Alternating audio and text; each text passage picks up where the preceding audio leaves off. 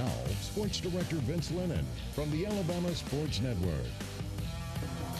Well, we begin with a party that's been 108 years in the making, or at least the waiting. The Chicago Cubs, Major League Baseball's lovable losers, shed that long-standing label after beating the Cleveland Indians last night in an epic Game 7 of the World Series. Of course, coming back from a 3-1 series deficit. But today's welcome at Wrigley is the literal proverbial tip of the iceberg as the Windy City plans to honor its World Series champion Cubs with a massive parade and rally tomorrow. And they may as well just call ahead and call it a municipal holiday and plan for a long weekend. Can you imagine how many Chicagoans will be doing their own personal version of Ferris Bueller's Day Off?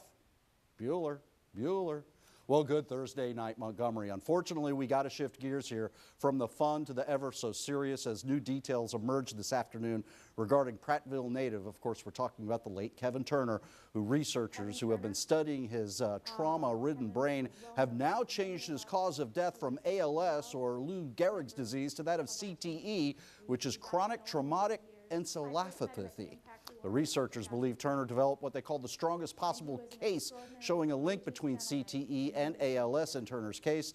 They believe Turner's CTE developed in more than 25 years from playing youth football up through the NFL. Now, Raymond Turner, Kevin's dad, says he'd prefer his youngest grandson to take up golf instead of football.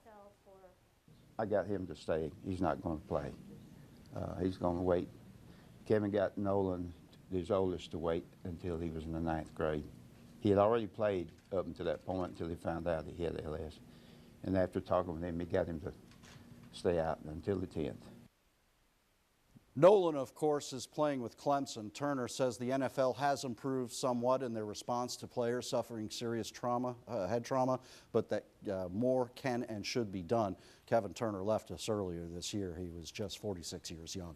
All right, from the Plains this afternoon, the Tigers learning they'll play for the old leather helmet in the 2018 season opener. If you're saying, what's that? That's okay. It may have taken a second. Today, the Chick-fil-A Bowl announcing Auburn will face Pac-12 opponent Washington in the 2018 season opener for both.